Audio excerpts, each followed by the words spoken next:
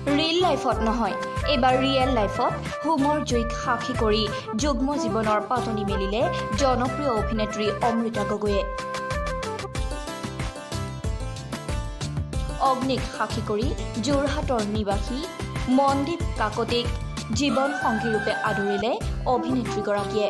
হয় যে অভিনেত্ৰীসকলে বোলে বিয়া হ'লে মানে কাম কমি যায় বোলে। মই এতিয়া ক'বলৈ প্ৰাকৃতিক গেছ নিগমৰ কনিষ্ঠ অভিযন্তা মনদীপ কাকতিৰ সৈতে অভিনেত্ৰীগৰাকীৰ আছিল ৮ বছৰীয়া প্ৰেমৰ সম্পৰ্ক।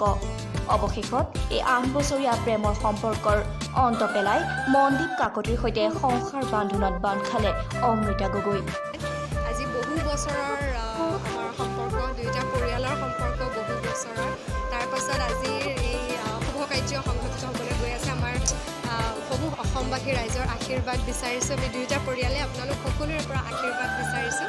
এতিয়ালৈকে যেনেকৈ আপোনালোকে মোৰ কৰ্মক্ষেত্ৰত সদায় আশীৰ্বাদ দি আহিছে, এইবাৰ মোৰ ব্যক্তিগত জীৱনৰ বাবে আপোনালোক আটাইলৈকে আশীৰ্বাদ বিচাৰিছোঁ।